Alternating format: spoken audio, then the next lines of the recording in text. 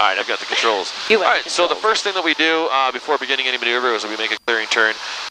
Check our altitude. We're 8,500 feet right now, which means we're within standard. So 1,500 feet above the terrain.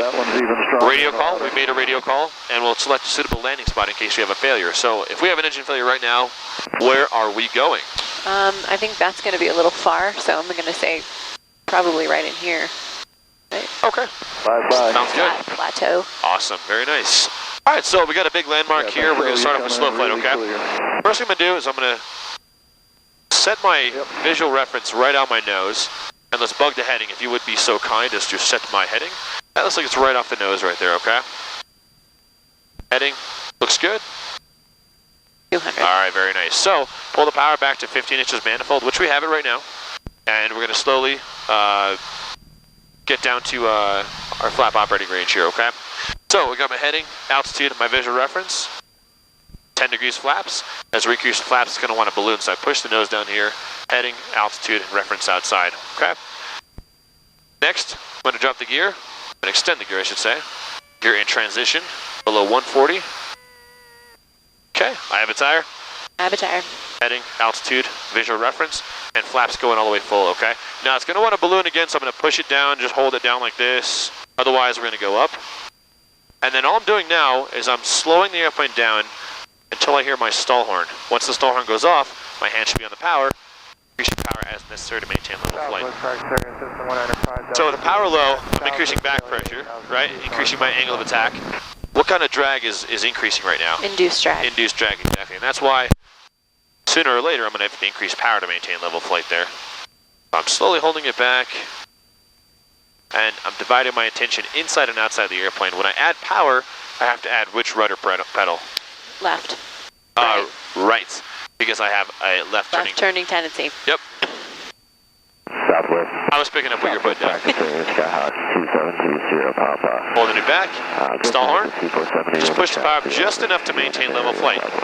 And now I can trim the airplane out. Cessna 105 Delta Zulu, no factor. Right there. I can trim the airplane.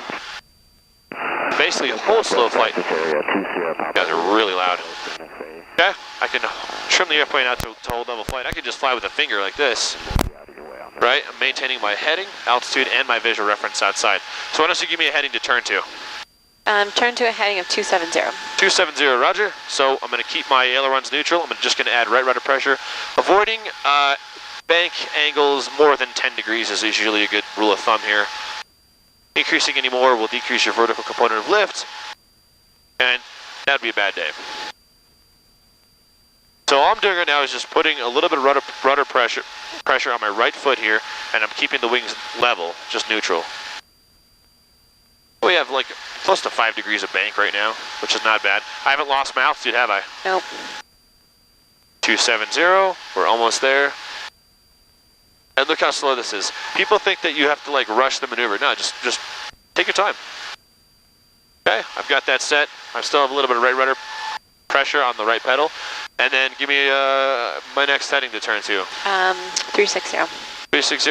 Let's do a left turn actually. Okay. Because we do right and then left. Let's try that, okay? All right, 180. 180, roger. So what I'm doing is I'm just going to release the rudder pressure on my right foot and basically let the torque, spiraling slipstream, P factor, all the left turning tendencies basically are helping me now to turn.